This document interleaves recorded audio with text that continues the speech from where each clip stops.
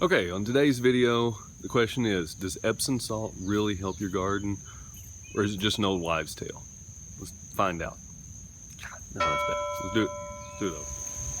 On today's video, does Epsom salt really help your garden? No, it's looking over there. God, come on. Okay, on today's video, does Epsom salt really help your garden, or is it just an old wives' tale?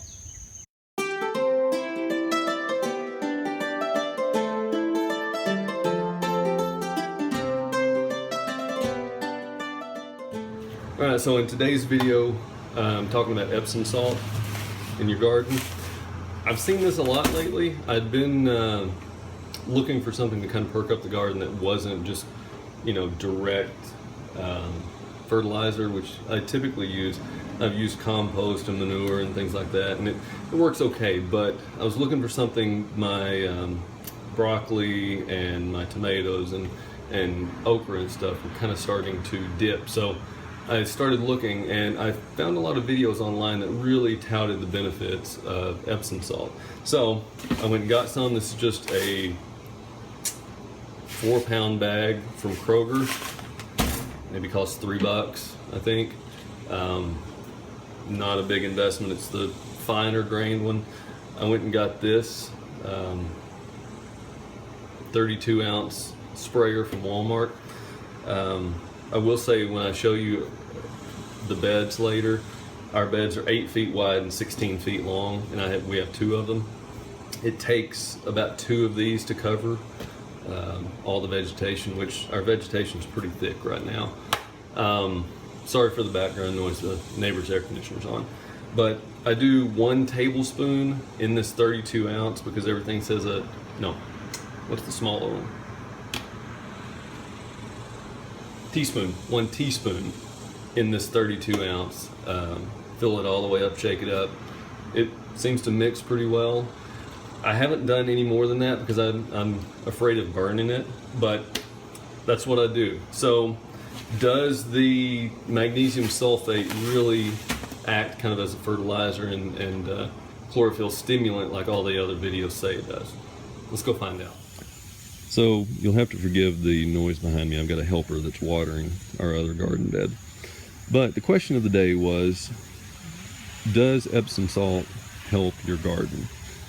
And this was a new one on me. And even though I grew up with a lot of old wives' tales for gardening, I gotta say, this was actually one that worked pretty well. So I've gone twice a week, just in a big spray bottle, twice a week for the last 2 weeks. And even on something tough like this okra, it's really taken off. I mean, we probably cut half a dozen okra this morning, and then we probably have another dozen or so ready to go within the next couple of days. And we were down to really nothing, I would say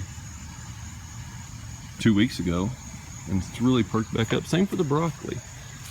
It was turning a lot of these dead shades, and it wasn't doing very good.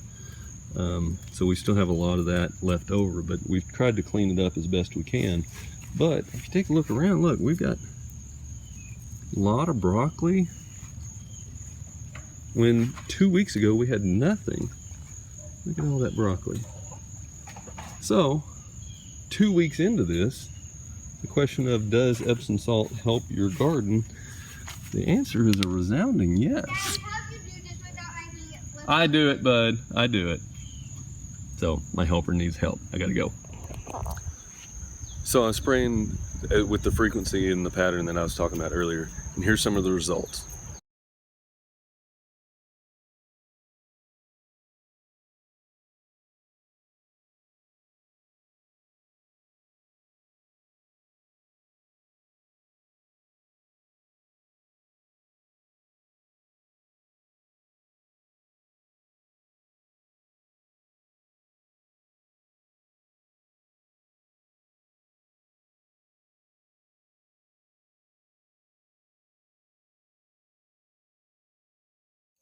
So to wrap everything up, it may not work for everybody, but it's working for me.